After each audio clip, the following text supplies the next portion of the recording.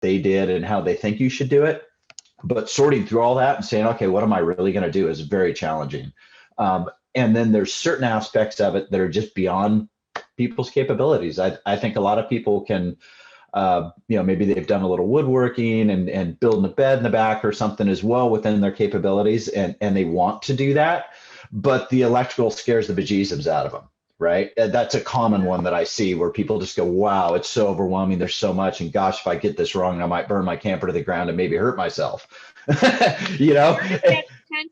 that potential. So yeah. We are actually also live on Facebook on my Facebook page right now. Mm-hmm. So I want to kind of go back to tell people who, like, your name is Brett Hinker. Is that how you say your last name? Hinker, like thinker without the T. You're one of the first people to ever pronounce that correctly the first time. Thank you, Cheryl. That's Hinker. Okay. So that's a good one to rhyme to. So here we have today, I'm interviewing Brett Hinker, and Brett works on camper vans, and he's has an electrical background. He's just been talking about all those things and how he came to do that. But Brett, what is your company that did you start a company? So I somehow ran across Brett's page somehow. I don't know why. Maybe I do a lot of research and things pop up that are things that I should know about, or people I should talk to. And so your company came up, and I thought, oh, this is really interesting. Yeah. I'm going to reach out and see if you'd like to have a conversation. And here we are. Sure. Yeah, so, that's great. Where are you located? So I'm located just north of Seattle. So it's a little town called Lake Stevens. People are more familiar with Everett, where Boeing's located. So I'm just a little northeast of where Boeing is, which is kind of a landmark for people. And what you're doing is you're helping people, and I saw you primarily help people with electrical that are renovating their own vans. That's exactly right. How you started was just helping with that piece, and then moving into, well, I could do the whole thing. Yeah, well, I really started the opposite. I built the whole van, my van, for myself, and figured out a lot of stuff. There's a lot of details to figure out when you do that. And I've always thought that working for myself would be a lot of fun and something I've wanted to do. And I just hadn't made that jump in my life. And circumstances presented themselves a few months ago where, I kind of was at a crossroads, and I said, hey, now's the time. No time like the present. Let's go do something I want to do. And, I have the skills to do this. My wife's always, I kind of tend to discount myself. I figured it out. It's easy, and she's like, hey, a lot of people can't figure that out, and they could really use help doing that. So I put it out there. It was actually Facebook, since we're live on Facebook. I just did a post. I didn't even have my company formed yet, and I just threw it out there. Hey, if someone's needing help with their van, building it, I could help. I have a mechanical engineering background, and I've been a wrench all my life, and what do you need help with? And from one post, I had multiple people contact me, and a couple electrical jobs come my way. A really sweet lady living in her van full time. She was a newer Dodge ProMaster, and she had done her own electrical off the internet, found some guy with a webpage, and she put it probably 80% together. And then it kind of scared her a little bit. She was afraid to plug it in. She wasn't sure. She didn't know how to test it.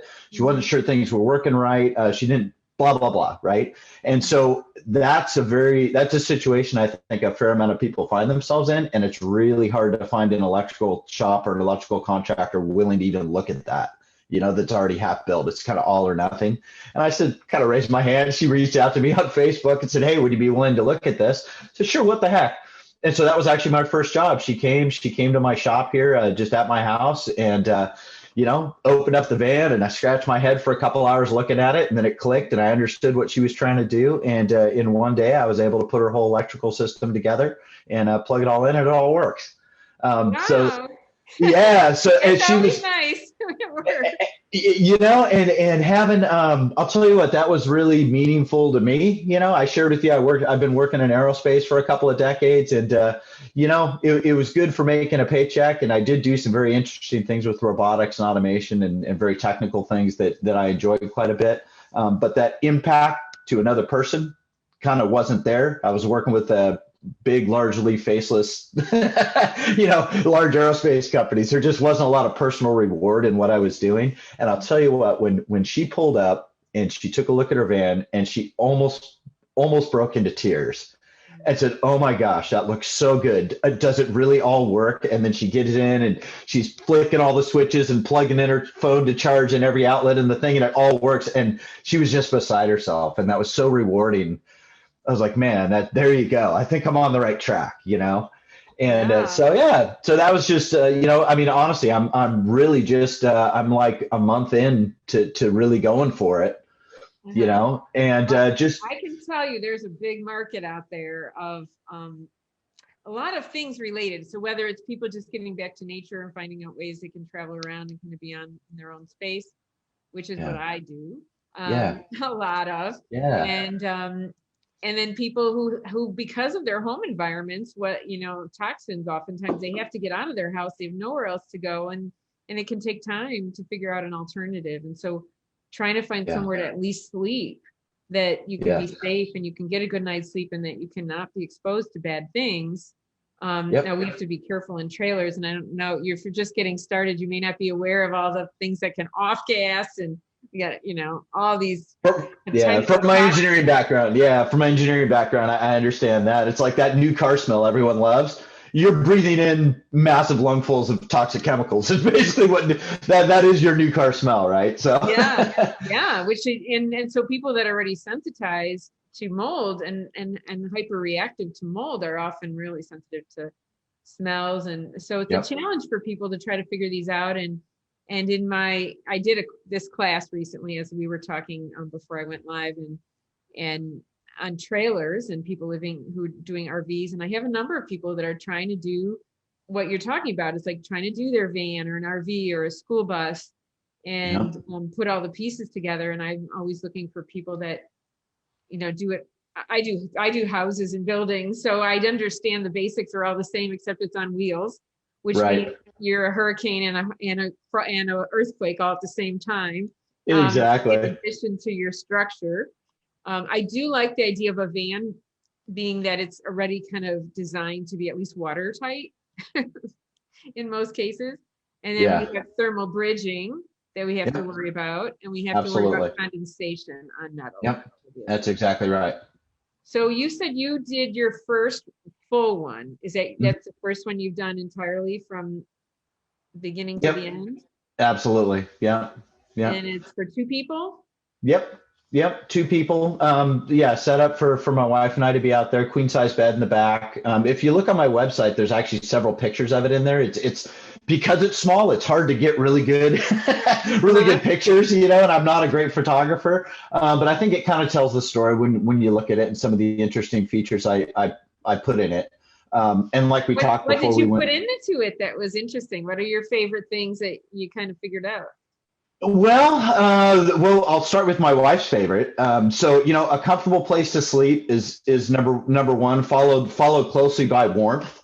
We're up here in the Pacific Northwest, and we do camp year round. So we just got back a couple weeks ago from a 5-day trip down the Oregon coast. The Oregon coast in February is stunningly beautiful and exceedingly cold. So it was wonderful. So I have I used one of the cheaper versions, kind of a Chinese knockoff, but they have like a Webasto or there's a couple of different, very nice. My van's a diesel, so it actually runs off the diesel fuel off the tank, and it's like your house. You have a thermostat on the wall. There's no condensation issues because you're not burning fuel inside. You don't have to worry about carbon monoxide or anything like that. The combustion all happens outside the van. So it's fantastic. You're actually running your engine?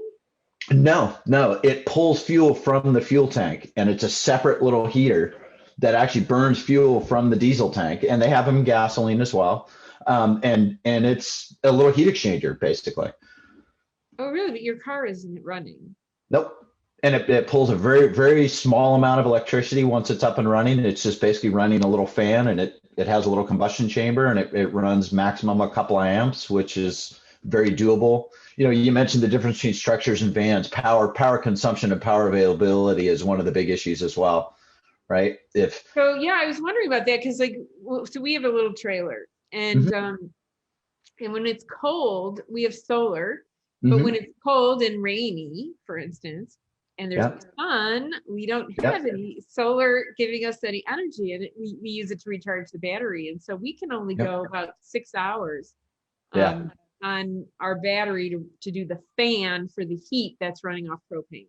Yeah, exactly. And so that's one of the first things I do, aside from understanding how my customer is intending to use the van. And, matter of fact, on my checklist for things today is I'm developing a spreadsheet that helps kind of do that quicker, to go in and say, what are you going to be using? And then I do the calculations with my engineering background to say, okay, what's the power consumption? What kind of batteries do we need? What kind of battery reserve, energy reserve do we need to satisfy what they want to do?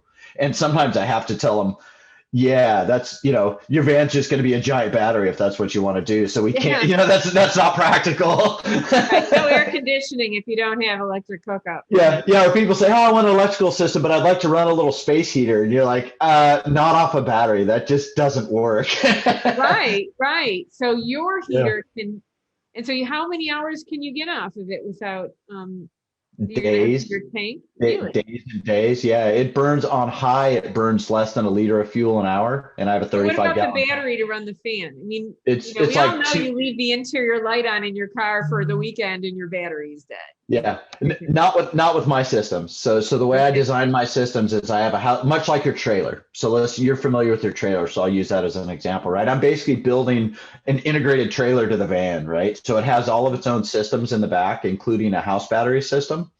And so it disconnects from the engine battery, from the starter battery automatically. So you can't, even if you turned everything on and left it on and ran the batteries down to zero, your vehicle's still going to start because those systems are isolated. Right. But then once you fire the van up, in my most basic systems, the way you would charge the battery in the back is off the van though, because it's already there, right? You don't have to add a bunch of expensive components. Your alternator's there. So it automatically connects and charges while you're running, and then automatically disconnects when you're not, to make sure you don't run it down and make sure it's charging. You don't have to remember to flick a switch or anything. It just charges when you're driving. Yeah. So that's kind of where I start. And then we tried charging our phones off of a car battery once, and that also drained the battery. So I have, in my van, again, this is part of the calculations I do based on what it is you're trying to do. If I've learned anything so far, it's that every single customer is different. Every single customer's needs are different, right? So some people can get away with one little battery and that's plenty for what it is they're doing. Other people need a big battery bank and 500 amp hours, minimum, just to kind of get them through the night. The first company I talked about, first customer I talked about, she had a regular 110 volt, fairly large refrigerator. It didn't have a huge amp draw, but it had to run through an inverter, which is kind of inefficient. And so you run all the numbers on that. She had a pretty good sized battery bank to be able to run all that. Isn't the way I would have designed it. I didn't design the system, but we got it working, and it worked in the end, even though it wasn't the way I would have done it.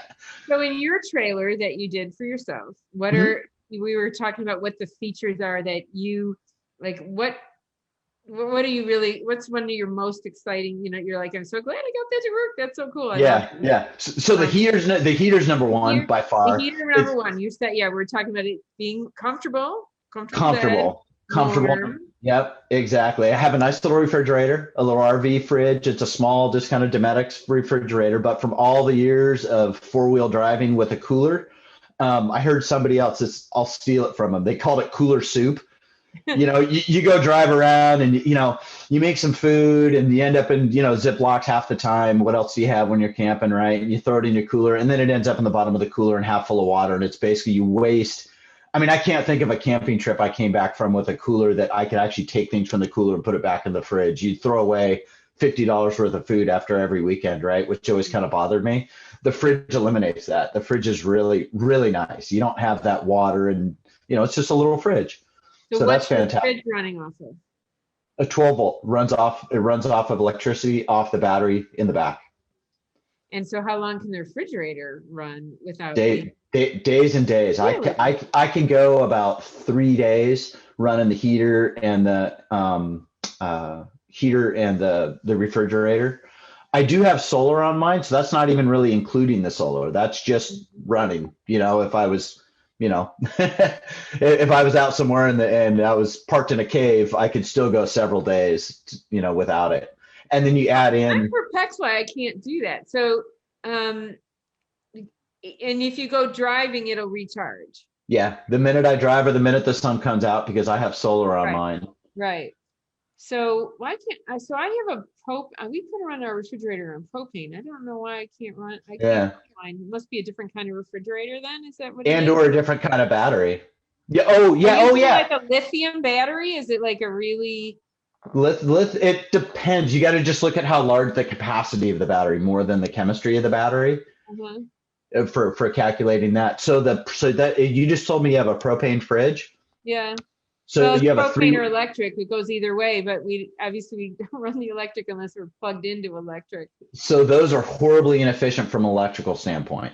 Really? So my little fridge is what's called a compressor fridge. So what the electricity is running is a little pump, and it compresses the refrigerant, and then it expands, and that's how the cycle works to actually cool the fridge. So I'm just running a little electric motor with mine. You're actually running a heater element with yours, and it either heats from the propane or from the electricity. And typically when you're heating on the electricity, it's just a really inefficient way to do it. It takes a lot of power. So I usually, like, I didn't put a propane system in my van. That was one of the first questions I asked myself. Do I want onboard gas? You know, and I kind of looked at it. I said, you know what? I'm just going to go all electric, you know, and just eliminate a system. Can you? I don't. You can. There's some inductive stoves. That's another one, though, that takes a lot of power. So if somebody wants to do that, you know, we can run the numbers and see if it's practical. I've seen people do inductive top, stovetop type of stuff.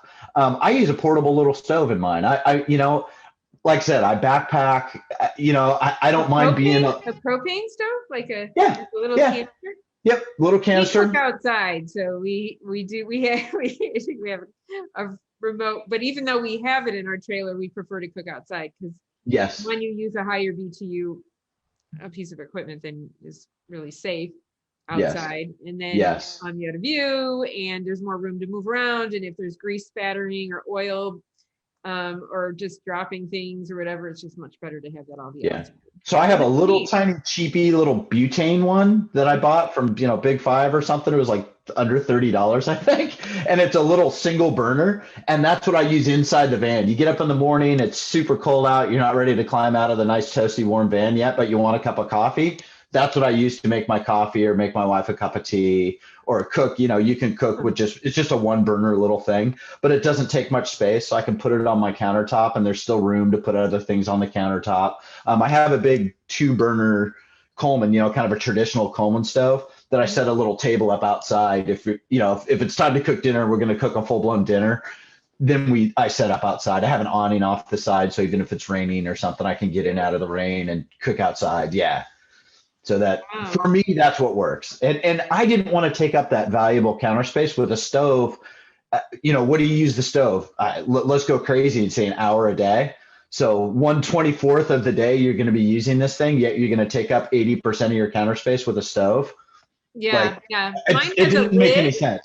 Mine has a lid on the stove. And we honestly, to your point, I can think in 3 years of using it and 6 to 8 weeks a year. And I can think of a handful of times that we've actually used it. So that's exactly right. One time in a windstorm, we heated something up quickly, which you probably could have done. And then another time was water or something that we were warming up. Again, bad weather, really bad weather. Yeah. Yeah. But ordinarily the other bad weather is, well, let's go out to eat. We're going to go out. You know? Yeah. And we just don't cook. But you're right. It's very I think that you're right. The counter space would be more valuable. Yeah. I mean, how big is your trailer? It's only 18 feet. Yeah. So that's a pretty small. It's like a teardrop that pops up. So, yeah. Mine is out of Quebec. Yeah. So you know how valuable counter space is, right? It's at a premium and it instantly fills up the minute you stop, right? Yeah. It's cluttered and you haven't done anything yet. Yeah. Exactly right. can you brush your teeth in there? And yes. So I also opted again. I have the ability to do water systems if somebody wants that. I grew up dry camping out in the desert, so I'm very water conscious. I decided not to do a water system. Number one, because I use my van for so many different things. I didn't want to take up a bunch of my storage space with a water tank that, much like the stove, how often do you really need 20 gallons of water? Like, not for me, the answer is never, so why would I use a bunch of my storage space to house a water tank? And frankly, in a built-in water tank, I'm always a little leery of actually using that for drinking or anything. It's just, yeah, we don't drink ours, but we do brush our teeth. So, but you can brush your teeth with a water bottle though too. You know what I mean? That's when I looked at it. That's because you've done camping without, tent camping. Yes. Those of us who've done it, yeah, you get the water bottle, you put it on the toothbrush, spit on the ground, rinse the thing off, take a swig, exactly right, spit on the ground. But a lot of people haven't done that there. I think people were like, how can you live without air conditioning? Yeah, right. Yeah, that's not really the client base I'm looking at. Right. Well, it's funny because I grew up without air conditioning. I'm like, there's actually those of us that, like, for many years in our life, I feel really old, but probably till I was around 9 or 10. You go to bed in your underwear and you have all the windows open, you got fans running. And you get used to it. Exactly. Well, to answer your question though, so what I ended up doing is I just put a little sink in there with a drain. That I don't even have a gray water tank. It just drains to the outside. But it's a little place. So my wife wears contacts. And like Minnie, I can kind of go a week and just pull my hair back and pull it into it. And I'm fine, right? I'm not too worried. She likes to wash her face at night and do some things that maybe, I'd venture to say, a lot of ladies would like that convenience to be able to do that, and then many guys as well. So I put a little sink in there, and it lets her not have to climb out in the cold and the dark to go wash her hands. She can wash her hands, set up a little just portable mirror. She can put a little mirror up and get her contacts out, and you can brush your teeth and spit. You don't have to, already be in your jammies, already have your shoes off, and then have to go climb outside. So you can do it all from inside the van, which is really nice. So the heater, the fridge, the little sink is fantastic. And for water, all I do, when you go to the store and you buy the 2.5 gallon thing with the little spout on the bottom, I just set that right at the sink, and you can just open the spout, wash your hands under that water. You can refill it if you need to, if you're not near a store. I carry water on the outside of the van. So I custom built a back bumper for it that carries my spare tire, and then has it looks like a jerry can for fuel, but it has a little spigot on the bottom. So it's 5 gallons of water outside the van that's potable. I'll use, in addition to the 2.5 gallons in there. And then I normally buy a couple little 1 gallon things from the store. Just, again, I used to dry camp a lot. So I'm a little very conscious of water. But yeah, that's, that gives me plenty of water. When you have 5 gallons on the back, and I actually have room I have another jug, so I can carry like 15 gallons of water on the back of the van if I want to. Oh, wow. Yeah, water's key for life. So that's a good thing that we don't want to not have. Right. What about toilet? Do you have a toilet, or is that an outdoor event for you guys? So that is a funny story, actually. So I bought the van, and the very first thing my wife says is it needs to have some sort of toilet facility in it. I hadn't even brought the van home yet, and I had a porta potty sitting in the box. That was the very first thing I bought. And I literally built the cabinet around the porta potty. That's what drove the design of the cabinet, so it would have a place to fit. And yeah, it's just a little tiny porta potty. It's nothing, it's not built in. It's just one of those little, like a cassette or something, or some sort of a. Yep. You can go to Camper World or any of those things, and there's a variety of them. We typically are out for about a week or so. So even if I need to, find a pit toilet at a campground and dump it once during the trip or something like that, it's fine. It is right there in the middle of the van. There's no closet or anything. I mean, we tuck it away when you're not using it. So it's not like that. But, when you use it, you basically pull it out to the middle of the van, and use it right there. So it's, Yeah. So my experience, that's mostly a middle of the night thing. We usually try to stay places where there is some sort of facilities. Yes. Generally is my goal. and Yes. Cleaner the better. Otherwise, we don't stay very long. But yeah, it's generally the middle of the night thing that's hard to manage. And I think my husband has less problems with, stepping outside and stepping back inside very quickly. But so that's usually what happens with us. It's the pull off to the side of the road because we've been drinking coffee all morning, and I go find a tree, and she uses the porta potty in the van, and we're both really happy. Or you put in a gas station, and I mean, when you're traveling, sometimes they're very nice, and sometimes they're not nice at all, and a lot of the time, so pull around the back, so you have there's tinted windows on the van, you can't really see in, and I'll find her a little private spot off to the side of the road or behind the gas station or whatever, and she can use it when she needs to, and she's very comfortable with that. So yeah, that's works great. for us. Do you have a table in there? I do. Let me look at my. Did your doors, like, do your front seats turn around so that you can? They do. So that's a special thing you have to buy, or did you buy? So what did you buy? You bought a shell of a trailer, or you bought a trailer that was something and you took it apart? So when I bought mine, it was a work van. So it had like shelves in it and the divider between the passenger compartment and the back that you could lock because you might have, tools and stuff in the back. So it was a full blown work van when I bought it. You can see on the side where it used to have the DOT numbers where it was a business van. Oh, with windows or no windows? No. Well, it has a window on the sliding door on the side, but then the back's a cargo van.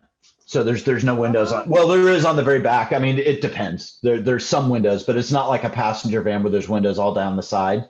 Like the driver's side has the driver's door window, and that's it on the side. Okay. So what else? What did you do? Did you put in the did you change the seats so that they were RV seats? I know I've seen them. Camping World has catalogs, and I'm like, I'm like, oh, look, you can buy this. You can buy the couch for the and so what did you keep of this cargo trailer, and what did you not keep, if anything? I didn't keep anything. I kept it. All the even went. The driver. I mean, I ended up using stock seats in it, but I bought new seats because when I bought the van, it had 230,000 miles on it and had been a work van. It's a diesel, so this is the particular and this goes into the vehicle much more than the camper, but why I chose this particular vehicle, it's a 1998 Ford, has an international 7.3 turbo diesel in it, which are well known to go a half million to 1 million miles between rebuilds. So it sounds like a lot of miles, but for this particular engine, it's really not. And the fact that it was a fleet vehicle means it was maintained. It might not have been loved because it was a fleet vehicle, but it was maintained, right?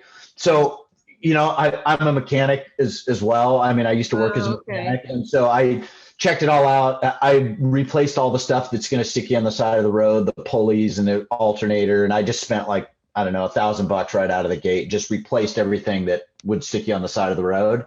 And then I mentioned earlier, I'm converting it to 4-wheel drive. Well, when I do that, I'm essentially replacing everything but the engine. I'm replacing the axles, the steering system, the suspension, everything. So for that reason, I wasn't that worried about those things being worn out because I'm going to replace them anyway. Now, granted, I've driven it 60,000 miles on this old stuff since I bought it, all over the place. I've been down to Arizona and out to Montana and, down to California a couple of weeks ago. So, I mean, I take this thing on 3,000-mile road trips regularly, as is with the old stuff in it. But wow. So can you help people buy the base vehicle, or is it that could be part of your, because I'm thinking for me, I was like, okay, so say, because I have in the back of my mind that I would like to have we have the trailer, but especially in the winter, if you want to go somewhere, that's not realistic. And I wouldn't mind having a van that we could, just drive, sleep, and also maybe stop some places, but a little bit different situation than the trailer situation. And so I wouldn't know where to start. So my followers probably don't know where to start either. So So say we aren't a mechanic and we're not an electrician, and how do we know? Like, is that a service you can offer to help, like at least virtually screen? Like, okay, this 1998 looks good. This one doesn't. This this looks like it could be good one to look at, and don't even bother with this one because it's got too many. Absolutely. Yes. So I do that informally. I typically don't do that as a service because especially if you're buying an older van, it is an older vehicle, right? So there's a lot that goes into that. I'm actually helping a customer right now that found a nice high top so you can stand up in it. So it's the same. It's an Econoline. With the high top? Yeah, they're looking to buy it. And so I did exactly what you're saying. They called me up and said, hey, we don't know that much about vehicles, but we saw this thing with a high top. The idea of being able to stand up in it is fantastic. What do you think? And so I walked through it with them and looked at it and told them some of my concerns and I always recommend you take it to a qualified mechanic and make sure. I have toyed with the idea of buying a van and then turning it into a camper and then selling the van. Mm-hmm. I'm a little concerned about that because if it is an older used van, it is an older used van, and no matter how you cut it, that's what it is, so unless you want to just put a rebuilt transmission in it and just spend a bunch of money on it at the beginning, there's kind of no guarantees necessarily that it's going to be super reliable. The good news is that with a lot of these old vans like my Ford that I got, it's way overbuilt. It's a 1-ton Ford. I mean, this thing is built like a commercial truck. And it's been driving around with 1,000 pounds in the back, which is like 2% of it, not 2%, but it's been driving around with a very low load on it. So it's really overbuilt for what it is. So it's just built so sturdy. And then being a mechanic myself, if something goes wrong 1,000 miles from home, it's not the end of the world for me. I had to pull a wheel off and replace the brakes. Get my tools. Yeah, seriously. I pulled into a friend's house. I just drove down to California and back, a 3,000-mile road trip, and I was having some brake problems. And I pulled into my wife's cousin's carport in his apartment and tore the front end apart, replaced the brakes, and put it all back together, and then spent 6 more days driving through the desert after that, and it didn't bother me. So it depends on the person, Yeah, you're definitely the right person for that. I can see that, and I'm probably that. Can people buy a new? Would you recommend getting a new trailer or a newish trailer that is, or the cargo van? Do they sell them like unfinished or? They do. So there's a lot of debate online, like which ones are the best. So the Dodge ProMaster is one that a lot of people go for, especially here in the States. The Mercedes Sprinter vans are really nice. I just did some work on one of those.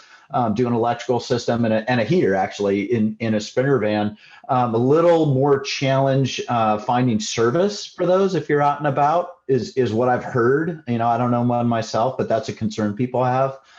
Ford makes their Ford Transit as well as, so if you're not mechanically inclined and you are going to be driving all over the place far from home, buying a new or a few year old, one of those, a Sprinter, a Dodge ProMaster, or a Ford Transit, that's absolute, obviously now you're not buying a $5,000, van to begin with.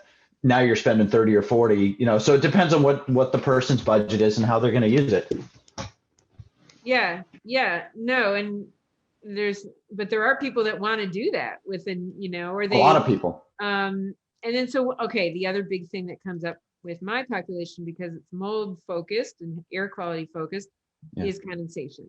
Yep. And if it doesn't come up with them, then I'm usually bringing it up. Yeah. Because it's the way moisture moves that turns into bulk water from water vapor that it just isn't obvious. And it's often behind surfaces that we can't see. And we're thinking, well, where did it come from? And as a camper yourself, even in the tent, then you will sure agree with me that it comes from our breath.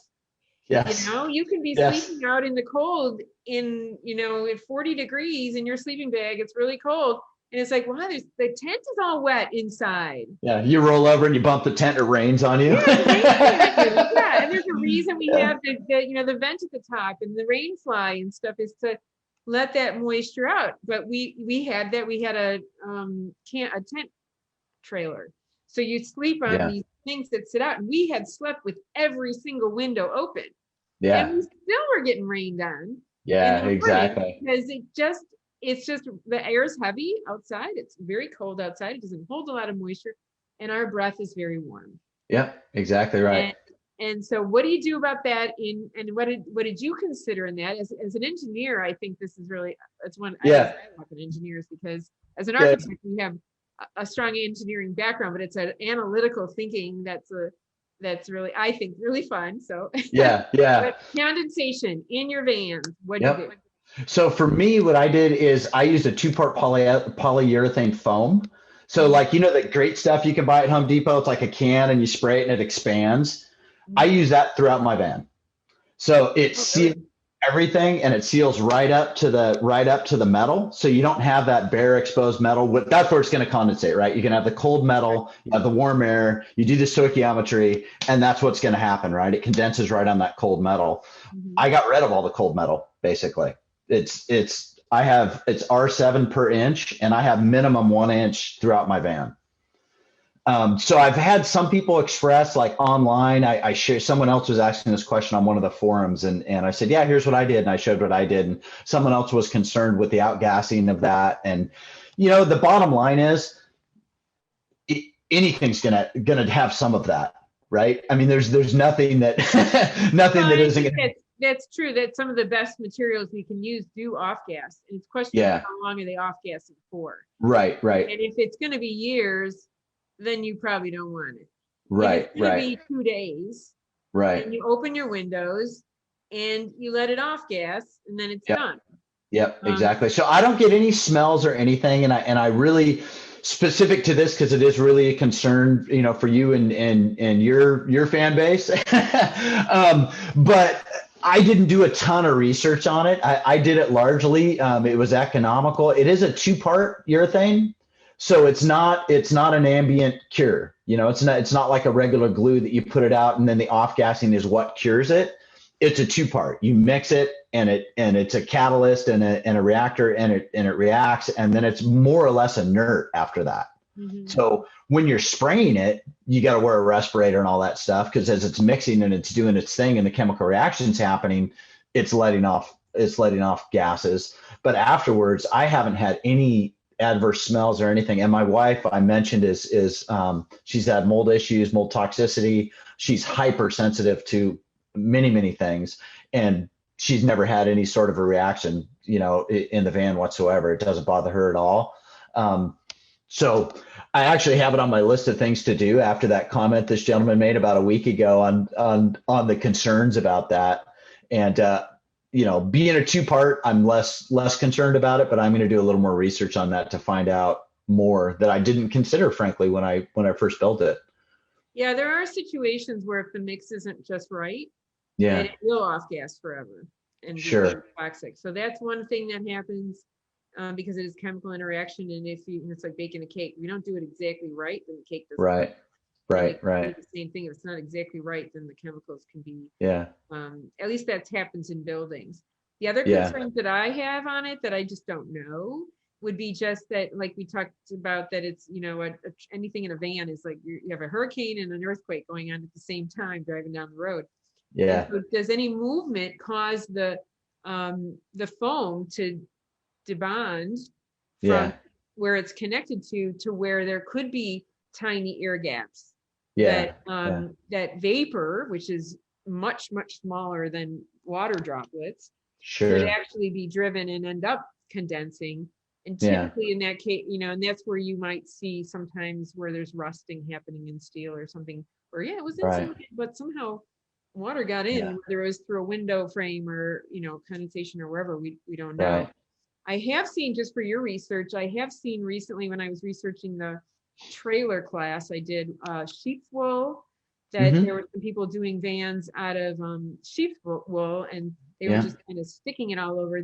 The goal for that being air entrained, so you don't want to squish it. It needs to be fluffy, but thick, but fluffy. And I thought this, so it's kind of like a sweater, I think, through all that.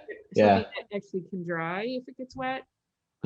The question, you know, I don't know. I don't know that the trailer companies have completely figured it out.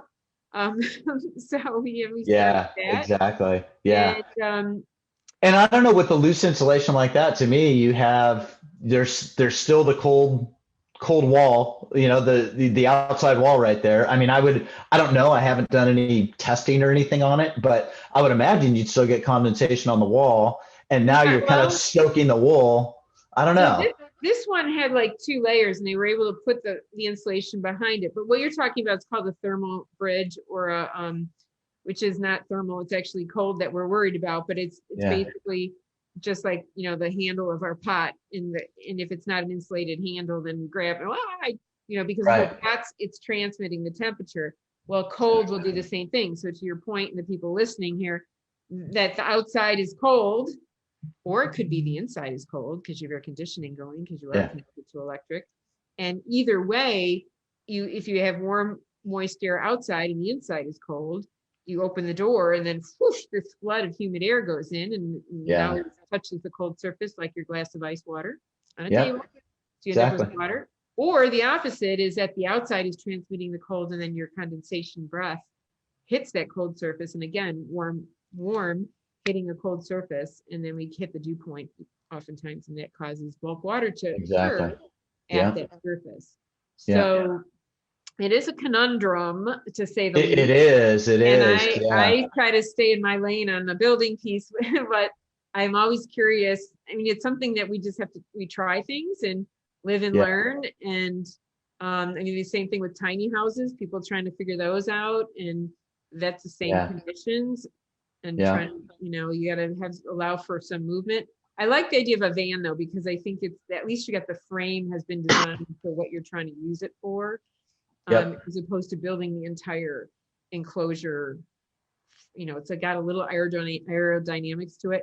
So did you add windows too? Since you said it was a cargo and it had a window in the door, do you have fresh air in there? Yeah, so I added pop-out windows on the back. So being a cargo van, they were just fixed glass windows on the back. And I added the pop-out, so you can get a little ventilation.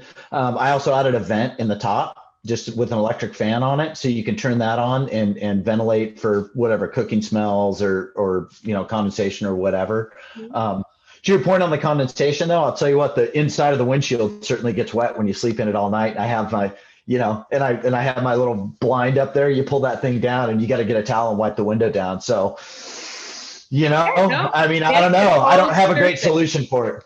Exactly right. Surface, and we have it in our trailer too. We get to a certain temperature, and I debate. I try different things. I always run my fan. Usually, I think that's helpful to keep air moving. But at some point, the glass is really cold and your breath is really warm, and it is. That's exactly right. You don't have to be riding an exercise bike or doing. It's just breathing while you're sleeping.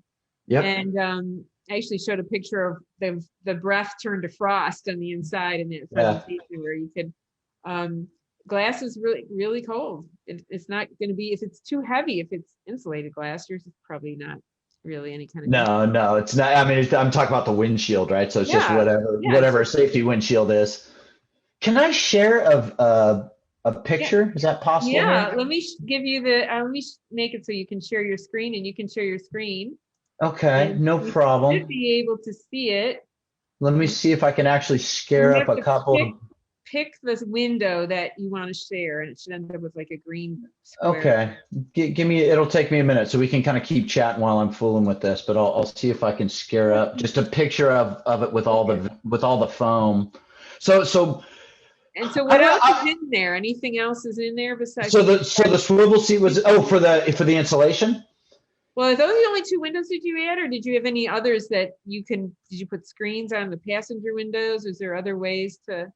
Yeah. So there's a screen on the vent, and the vent works fantastic. It's actually called a fantastic fan, but I have a Max fan, which is I think the similar.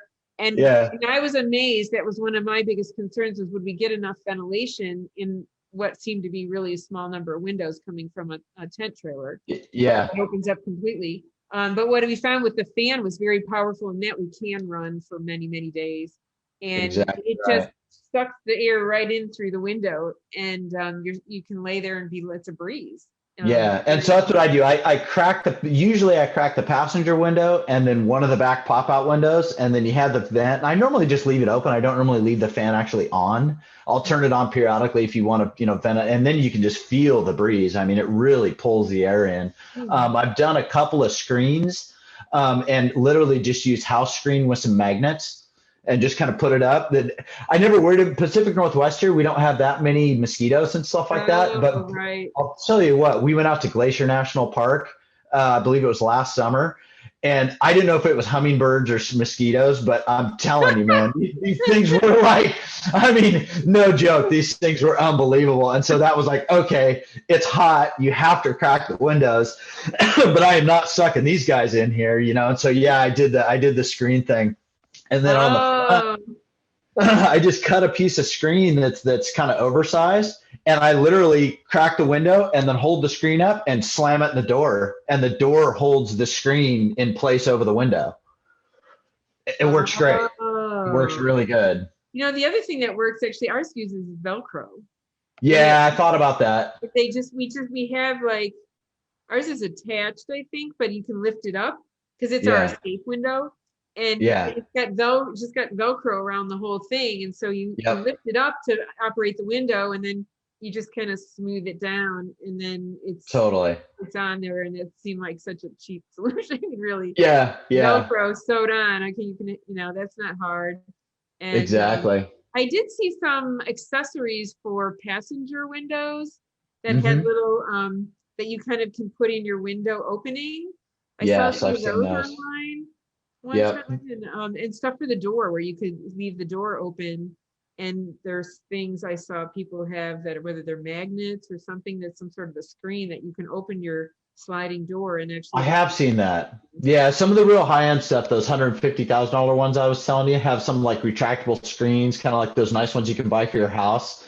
I've seen those as well. Typically security, just like, like for me, that's why I crack the window. I mean, I boondock camp a lot. I'm just kind of camping out in the middle of nowhere. There's, I've had very few situations where that's actually been an issue. But I'll tell you what, when it kind of is, like having that sense of security, like I have a locked door, if someone's trying to get in, that's going to at least buy me a little time to do something, as opposed to a screen. You could have a bear. We were in so true. Some mountains in southern Wyoming, and in the middle of the night, it was like 11 o'clock. We go to bed at 9. We were camping. At 11 o'clock, this car alarm is going off somewhere. And we're thinking, that's really rude. Who's doing that? Going and going. In a very rustic campground, can't see people. Well, we found out the next day from the ranger was a bear got in the car. Wow. They didn't lock the car doors, and there's a bear in that area that knows how to open car doors because it's very lucrative. Right. And people have food in their cars. Yeah. And they also get their car ripped to shreds. Yes. But that's what happened. So I can imagine in a trailer that you wouldn't sleep with that. I'm thinking more it's a place with flies or mosquitoes, and you just need to get out of the wind, or and it's getting hot in here. I mean, typically what we do, we'll have the slider door ends up open a lot because that's how you're getting in and out while it's in RV configuration, right? Mm-hmm. So it just kind of is. Even if you had a screen, it would be open so often. I don't know how effective it would really be. I mean, that's just my opinion on it. Usually what we do is while you're cooking dinner and doing your stuff during the evening, it's just open. It just is. And then when we get in at night, usually I turn on one light and let all the bugs get around the light, and then kill the bugs on the light, and then we go to bed. That's what my husband does. He's like, no, turn off all the lights, and he stands there, and he's and our ceiling needs to be washed because he's got bugs all over. But you have to be careful if you come to the Midwest or Wisconsin, Minnesota, Florida, anywhere this direction. There are places where screens are really, really nice to have, and that spend the whole night going, okay, I hear one.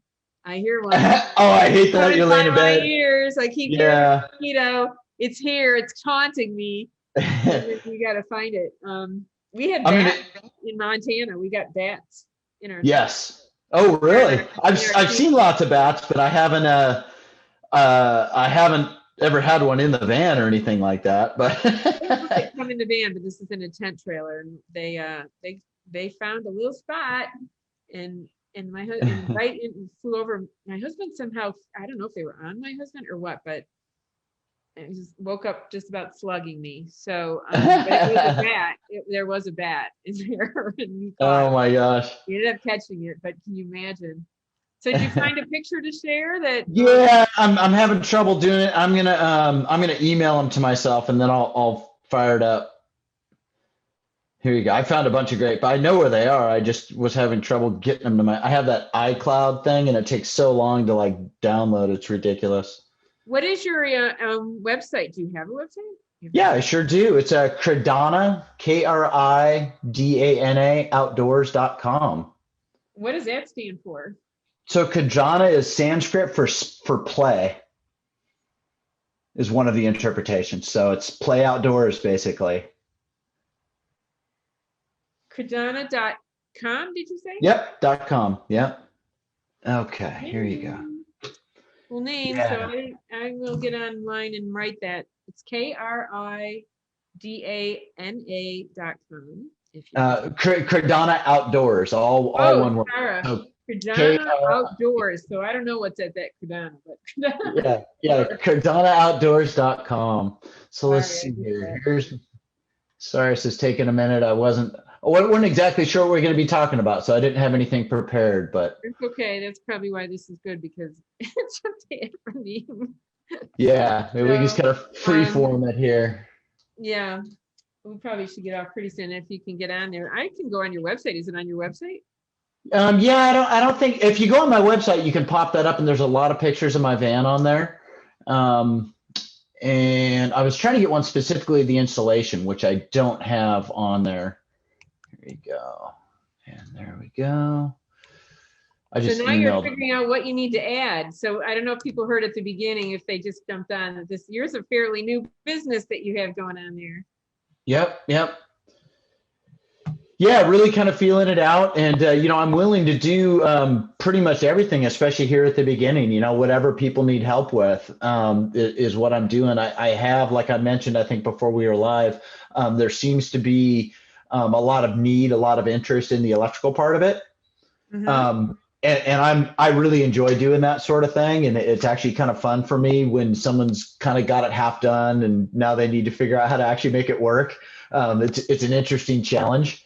So I actually enjoy doing that. And I've done several of those now, which are a lot of fun.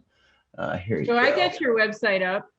Yeah, there you go. See it, or maybe, you can't see it. So here you are, Kridana Outdoors. I love the Van Life Builder, adventure for everyone. You get your contact thing there. And then these are some of your, wow. All right, let's see what we got here in picture. Here's your van. So that's my van. This is my wife and I camping out there on the Olympic Peninsula. Fantastic little spot we found. It's actually my oldest daughter and I went for a trip over by Winthrop. It's on the east side. That's the lady in the ProMaster van I was mentioning that had her electrical system kind of half done. And then when I was done, I had it all enclosed like that and all hooked up properly. Oh, wow. Kind of started off a big mess and ended up very useful.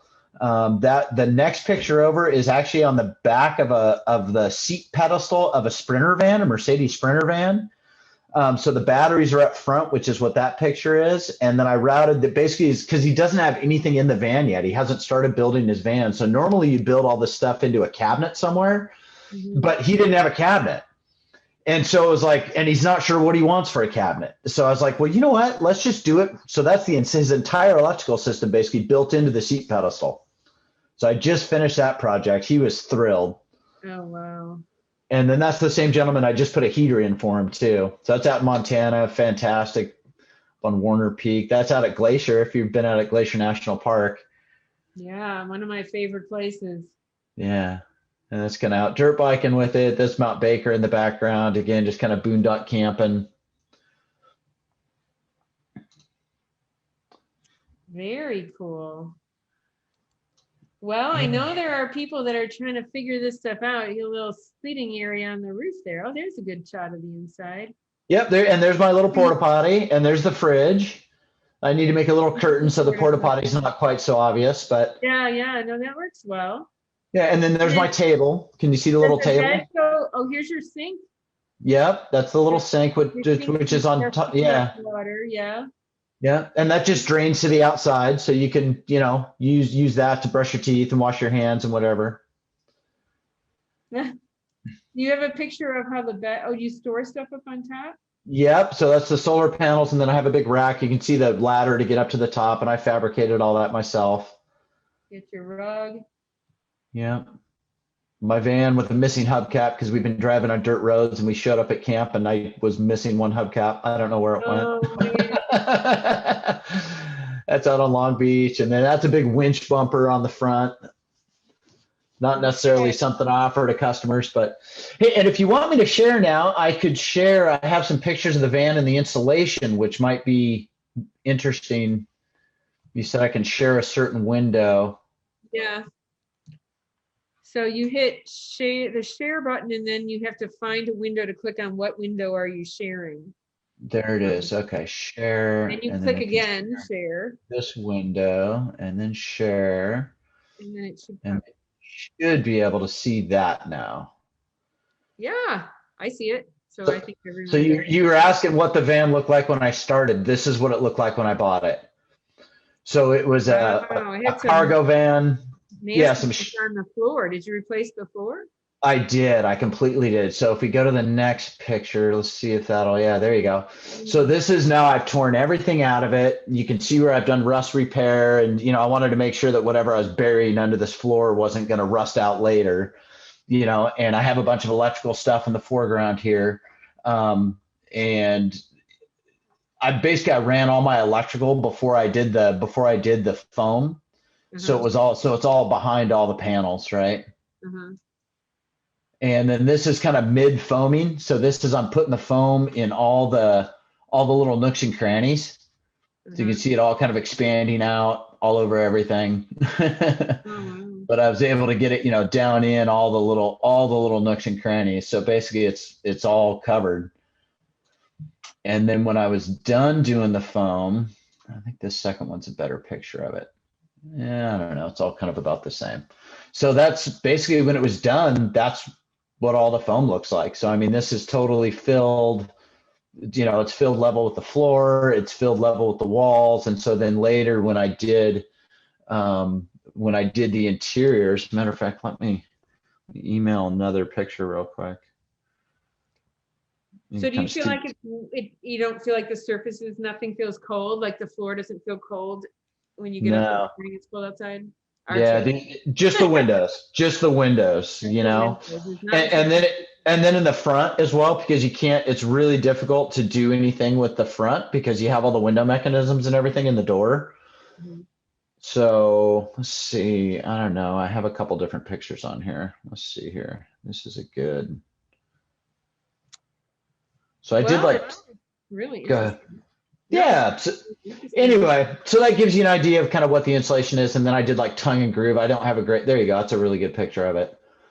So you can just see it's just totally covered. And, you know, I was less concerned about the condensation, that sort of thing when I was building it. It just wasn't really in my consciousness when I was doing that, but I think it still worked out. I mean, that's totally sealed. It's adhered to the wall, you know? So it seemed like a good solution to me. Part of it was if you know, a lot of what I was reading was guys are putting putting wool or putting other things in the wall, but then everyone was saying, well, then buy a case of this expanding foam anyway, so that you can get in all the little nooks and crannies and then fill the parts you can get to with the wool. Well, I started running the numbers on what the cost would be on all that. And at the end of the day, it was like, well, I can buy this foam kit for about $500 and it just covers everything. And if I buy a case of the foam, it's going to be $150 plus all the other insulation. And I ended up cost-wise to be about a wash. And to me, this just seemed like it sealed everything up so much better and really got in all the nooks and crannies. So another option is to use some sort of a foam, and an XPS foam, I think, is the one that I have been intrigued by and researching more because it's somewhat breathable. It has an ability to dry a little bit. It's like a class 3 vapor retarder is what they call it, which is the lowest in terms of stopping moisture. And there is a company, I just got a sample from them. I can't think of the name right now, but they have pieces that allow this foam panels to actually go in cargo trailers. Oh, okay. It would fill in the gaps. And then what you do is you foam the gaps. So you actually can put up panels. And so if you ever needed to get into something and pull it out and see, how did we do? Or it's getting some rust on the outside in this area. Could that mean that there's some moisture getting back there and draining and getting trapped? Right.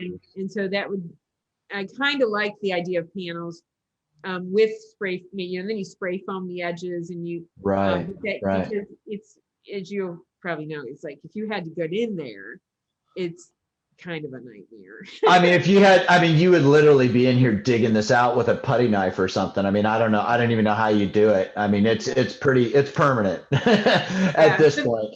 The other thing is flame rating and flammability, and some foams, just for people out there listening, can know that there are some really toxic, very flammable. These are usually for petroleum products, any kind of foam.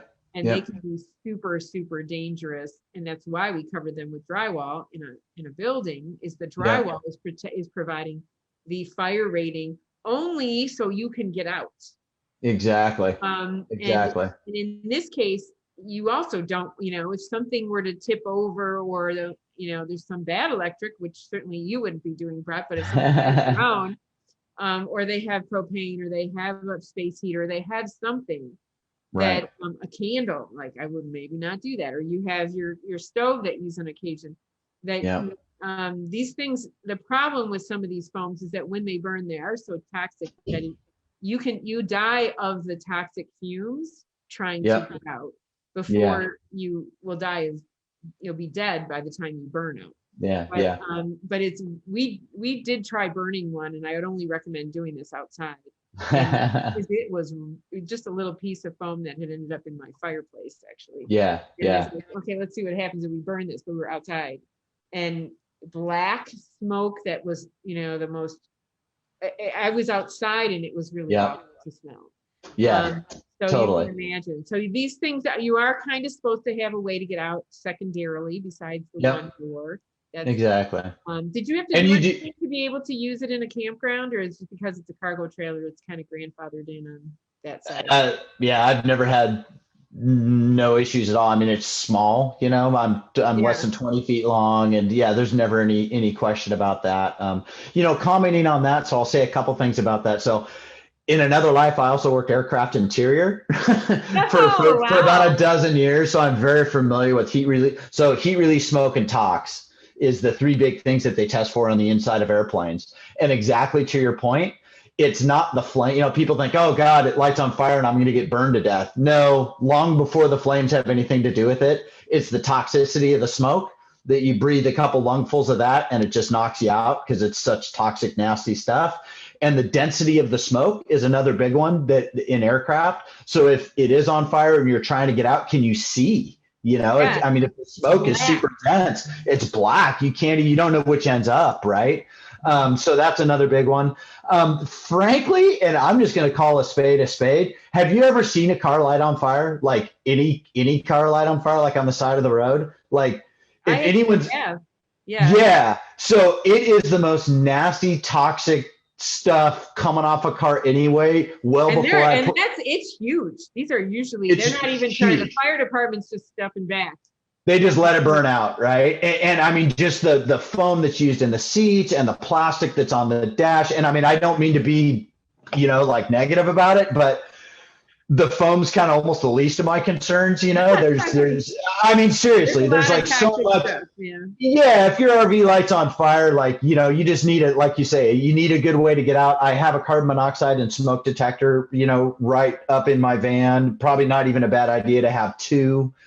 In my particular van, it's very small, so it's not like you're going to be searching for a way out. It's pretty much it's right there. You're either going to get out really quick or you're not.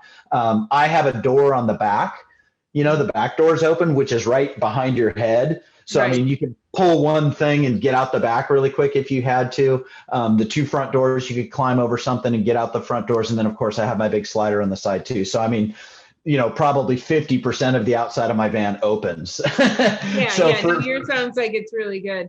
Our trailer has, so the back window, that Velcro screen is the escape window. Yes. So it's an awning window, but it's big enough that if you had to, if something was burning by the door, and you need to get yourself out of there and roll out, you can roll out of that window. Right. So again, not to discount the severity of that or the concern about that, but just saying, if this thing's on fire, I don't know, the foam is maybe, No, it's a good point. It is a good point. And it's even in buildings, contents that burn. And, Yeah. Have you ever seen a couch go up? I mean, it's horrific. No. It's very true. And so, and then, but that's really interesting. So I think this has been a great conversation. I'm really glad I know what you do and your passion around this is very kind of infectious, which was why Thank you. I kind of just decided to come on. I think it's great when people are following their passion and doing the things that they love. And I'm certainly doing that as well, although the part that I love is the camping part. Exploring and looking for things, but I also love helping people. And so anybody who's listening to this, you can find me at avoidingmold.com. Brett, you can find at KridanaOutdoors.com.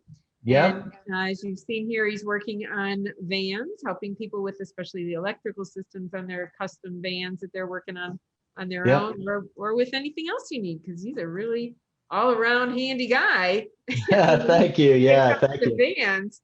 And I help people with water damage and mold in their buildings. I help them find it and do it yourself solutions and getting it right and getting the water to stop, which is also critical. And that's what we need to do on vans too, make sure we're not ending up with leaks.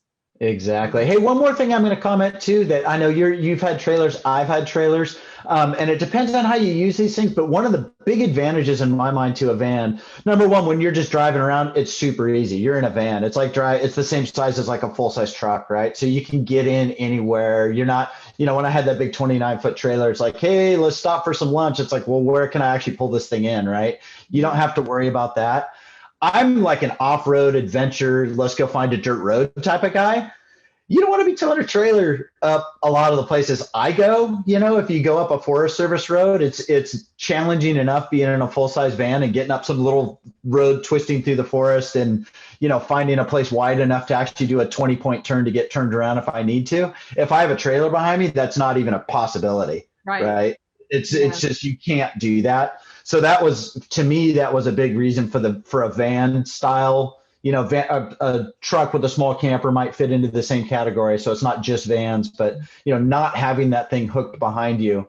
And I do that sometimes with my little motorcycle trailer behind me, and it introduces a whole nother realm of challenges as you're trying to go exploring, because I do a lot of exploring. I went out to Montana and Glacier National Park, and we never camped in the park. We found dirt roads, forest roads we could pull up and just find a flat spot and camp somewhere out in the middle of nowhere. When you're doing that in a van, it's much more practical to do. So, yeah, very cool. It's in the back of my mind to, I just think it might be a fun thing to do at some point. And like for those reasons, basically the reasons that you suggested, and just being able to get up and go. And so I can see trips where that would be kind of a fun thing to do. I've seen people with like Class C trailers, which is the ones that are like the smallest RV that you drive, and they pull like a Jeep, so they can set up camp. That's the only thing that I toy with, is that you can't really like set up your camp. And then if you need to go get firewood from the firewood store, you got to actually drive your trailer that you just got level to go to the to go pick up something, go take the kayak down to the lake or whatever it happens to be. And so that's kind of where we kind of are just struggling with trying to figure out what do we want to do. But I could definitely see the road trip attraction of just driving, stopping, and pulling off into rugged roads and very fun. And without having that, like having to be somewhere, we don't plan our trips out day to day. I don't say, hey, Monday night we're going to camp here, and Tuesday night we're going to camp here, Wednesday night. We don't do that. We just go and we go, all right. People ask me, where are you going on vacation? I'm like, east. North. They're like, what? And we go and if we're not feeling the vibe, we kind of keep going. And if you find a really cool place, we might stay a couple days and that's kind of how we do it. And we get a lot of enjoyment and fulfillment out of that, and that's part of what I'm trying to share with people, is that you can do that. To your point, you're right. I mean, having the single vehicle, absolutely. You get it up on blocks and leveled and everything you want to do. And then you go, oh, crud, we're out, we forgot the ketchup or whatever, right? And you want to go run into town. I mean, number one, for me personally, I'm normally not close enough to town to do that. But to that point, I used to have a truck with a cab over camper on it back in the day. And I also had a boat. So we'd go to the lake all the time. That was a complete pain because you'd have to launch the boat in the morning and break camp, take everything off the countertops or it all ends up on the floor, and then rumble through camp and go launch your boat. And then you go park it back in camp and then do it again in the evening. And so there is that. That's why I say I always start my consults with my customers with, what do you think you're going to do with it? And then what are you really going to do with it? And then try to help them determine what the best options for them to do that, because there's trade-offs with every single solution. You've had a tent trailer. Tent trailers are fantastic for their roominess and their ability to tow. They're pain in the backside to load up and unload, right? Oh, yeah. Okay, well, we'll be leaving in an hour. Yeah, you got to pop it up just to load it, right? I've had one. That's why I know this, right? And it's like, but it's a great solution. When we had little kids, we could put the porta crib like in the middle of the tent trailer. So I mean, I've yet to find a perfect solution, and the perfect solution varies by however many people are looking at it. Everyone's going to have a different perfect solution, so it's interesting. There's all trade-offs. So Thank you so much for coming on and telling me and my audience about all what you're doing and how you do it. And I think it's fascinating. I definitely, like I said, there are people who follow me that are trying to figure out, how to sleep somewhere and be safe. And it sounds like, you might be a resource for especially the electrical piece. A lot of people don't have that expertise, but just even wisdom from having done it yourself. And I think a lot of us underestimate how much we know. We sometimes the things we've done once is that something is what someone else hasn't done. And I think it's always great to pay it forward and pass the knowledge along and absolutely help other people with the things we've learned. That's one of the best things about this internet world that we've kind of become so accustomed to, although I do like seeing people's faces and getting to meet them kind of in person. So this has been a pleasure. And you're in Washington State, is that right? I am. Yep, sure am. Yep. I've been offering to do work. Yeah. So I do offer mobile work for some of the work. That Sprinter van thing that we were looking at with the electrical, I did that at the gentleman's house down south of Seattle. So I do it a little bit. I'm advertising right now in Idaho, Oregon, and Washington. I would consider, I don't know, Boise's like 5-6 hours away from me. If I got 2 or 3 jobs in Boise that I could line up and get done over a week or two, I might go stay in Boise for a week and bring my tools, depending on what the job is. There's a lot of stuff I can do mobile. If I'm going to do a big build and I need my power tools and everything, maybe that's not so practical, but I could do electrical installations and things like that, mobile. So or can people bring their van to you and then? Yes. Absolutely. That's actually the preferred thing for me, because then I have my whole shop here. And, if I get in trouble on something like, oh, shoot, I got to trim this off a little bit. Well, I have the tool right there to do it. Whereas when I'm mobile, it's like I got to think ahead of time of everything that might happen. And usually I'm pretty good at that. But once in a while, I get painted into a corner. So well, this is great. And so I hope this is helpful for anybody that is watching. And again, check out Brett's website at KridanaOutdoors.com or mine at AvoidingMold.com. You can also see my YouTube channel, Cheryl Ciecko Architect. And if you don't have a YouTube channel, you should start videoing like what you're doing. I know. Everyone tells me that, and I haven't done it yet. But it's a leap. It's definitely a leap. And you will see, anybody who watches my videos will see that there's times I look at them and I think, shoot, I didn't even wash I didn't fix my hair. I look like I haven't got out of bed, and I might have.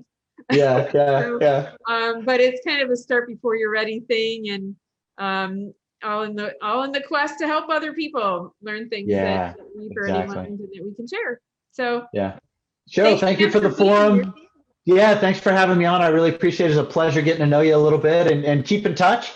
And if we can help each other out in any way, shape, or form, let's do so. Okay, great. Thanks again, Brett.